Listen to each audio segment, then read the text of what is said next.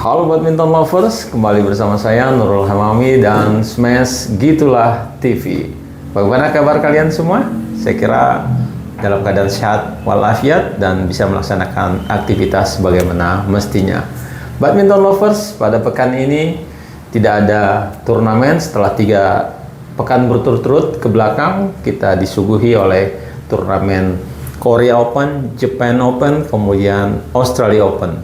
Dan sampai pekan ini, kemudian pekan berikutnya absen atau kosong, dan barulah di tanggal 21 sampai dengan 27 Agustus ini kita akan menyaksikan para bintang dunia akan berlaga di kejuaraan dunia perseorangan yang akan berlangsung di kota Tokyo, Jepang.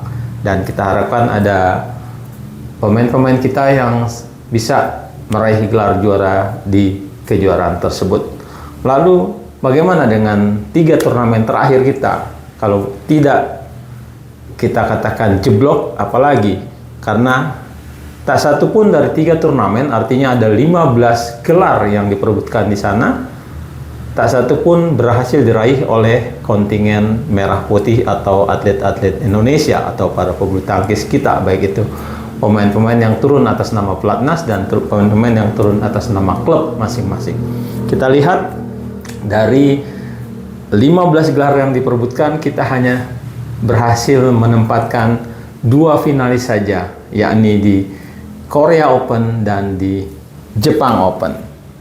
Jadi di Korea Open kita menempatkan pasangan Fajar Alfian, Muhammad Rian Ardianto, namun mereka kandas di tangan ganda India Satwik Sairath Rankireddy dan Chirag Shetty. Kemudian finalis lainnya Jonathan Christie atau Jojo di Jepang Open, namun dia juga takluk atau tidak bisa berkutik di tangan pemain nomor 1 dunia Viktor Axelsen. Apa boleh buat, gelar runner up yang bisa dicapai atau setinggi yang bisa dicapai oleh Jojo di turnamen Jepang Open.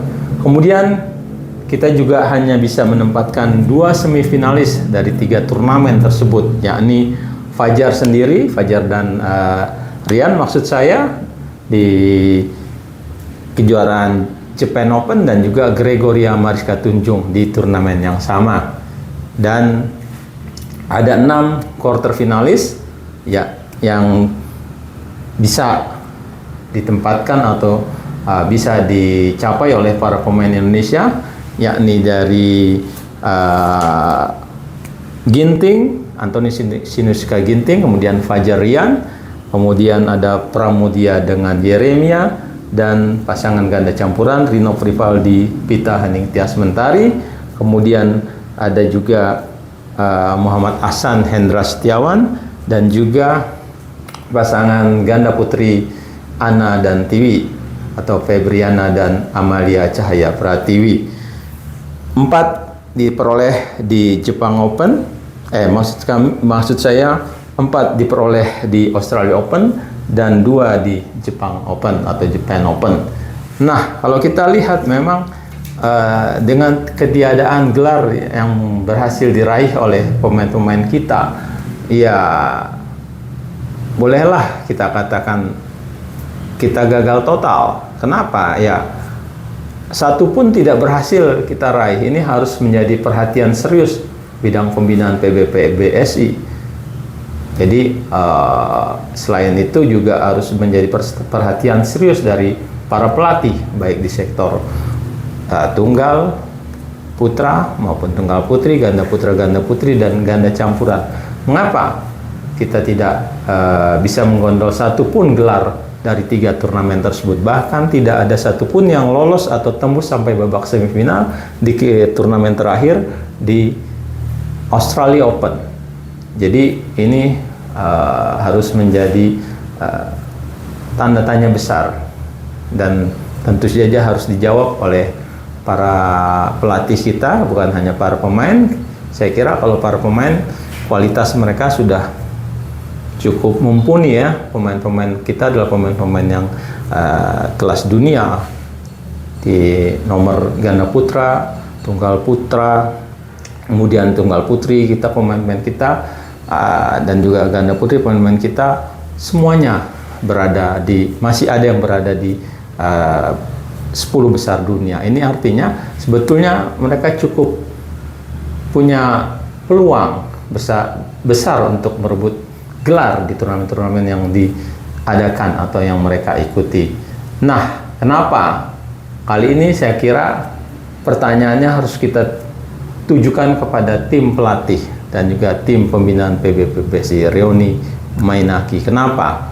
Apakah ada pola pelatihan yang salah atau bagaimana? Jadi ini menjadi perhatian serius mestinya. Kita lihat misalnya di tunggal putra dan ganda putra yang kita harapkan selama ini bisa menjadi tulang punggung Indonesia untuk merebut gelar, ternyata tidak. Satu pun berhasil direbut di 3 turnamen terakhir. Ini tentu sangat memprihatinkan. Dan andalan kita ganda nomor 1 dunia Fajar Alfian, Muhammad Rian Ardianto juga menunjukkan grafik yang menurun di 3 turnamen terakhir. Jadi dia bisa mencapai final di Korea Open, kemudian hanya semifinal di Jepang Open, dan hanya quarter final di Australia Open. Ini artinya menunjukkan tren yang menurun. Jadi ini harus menjadi catatan juga buat kita. Dan juga kita perhatikan di tunggal putra, mengapa Jonathan yang bisa tampil sampai partai final, kemudian harus ternyata kandas di babak kedua Australia Open setelah menjadi finalis di Jepang Open. Dan juga pemain-pemain ganda putra lainnya, jadi tidak ada yang tampil konsisten. Kita lihat Leo Rolly dengan Daniel Martin hanya sampai di babak pertama di Korea dan Jepang, kemudian hanya sampai di babak kedua di Australia Open, dan juga Bagas dan Fikri hanya sampai babak pertama di Korea dan babak kedua di Jepang Open. Yang agak menggembirakan memang pasangan Pramudia dengan Yeremia yang menunjukkan grafik menaik setelah hanya babak pertama di Jepang Open, dia bisa mencapai quarter final di Australia Open. Nah, inilah jadi PR serius bagi seluruh pelatih kita, baik di sektor tunggal maupun sektor ganda. Itu saja ulasan dari Gitulah TV. Silakan badminton lover, teman-teman yang ingin berkomentar, baik itu di nomor tunggal, nomor ganda, maupun di nomor-nomor lainnya. Kami tunggu komentarnya, dan salam badminton.